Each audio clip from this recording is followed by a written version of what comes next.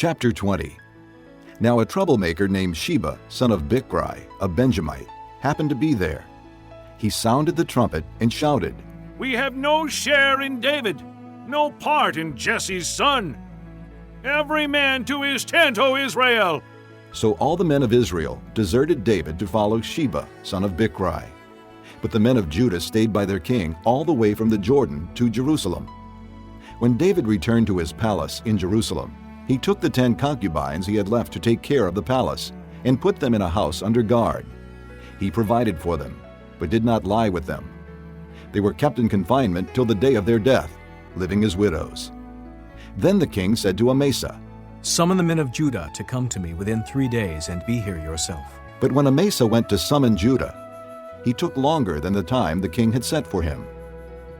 David said to Abishai, "Now Sheba, son of Bichri, will do us more harm than Absalom did.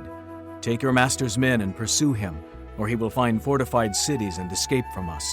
So Joab's men and the Kerethites and Pelethites and all the mighty warriors went out under the command of Abishai. They marched out from Jerusalem to pursue Sheba, son of Bichri.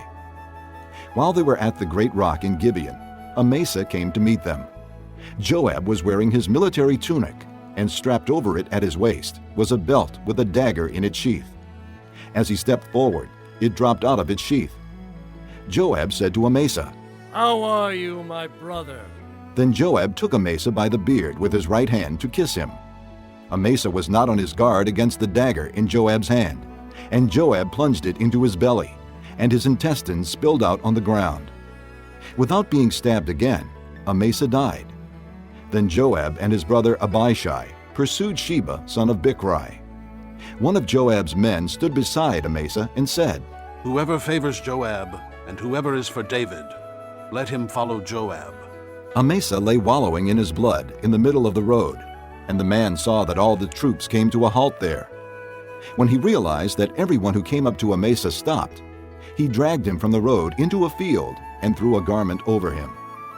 After Amasa had been removed from the road, all the men went on with Joab to pursue Sheba, son of Bichri.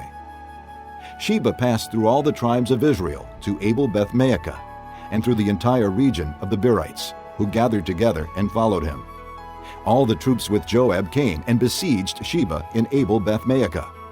They built a siege ramp up to the city, and it stood against the outer fortifications. While they were battering the wall to bring it down, a wise woman called from the city, Listen, listen. Tell Joab to come here so I can speak to him." He went toward her, and she asked, "Are you Joab?"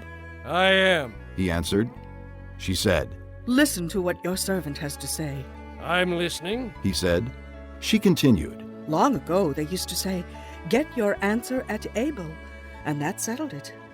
We are the peaceful and faithful in Israel.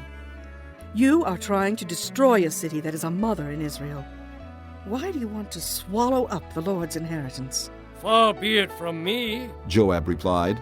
far be it from me to swallow up or destroy. That is not the case. A man named Sheba, son of Bichri, from the hill country of Ephraim, has lifted up his hand against the king, against David. Hand over this one man, and I'll withdraw from the city." The woman said to Joab. His head will be thrown to you from the wall.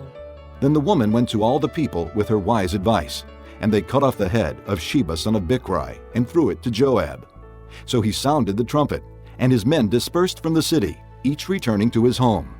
And Joab went back to the king in Jerusalem. Joab was over Israel's entire army. Benaiah son of Jehoiada was over the Kerethites and Pelethites. Adoniram was in charge of forced labor.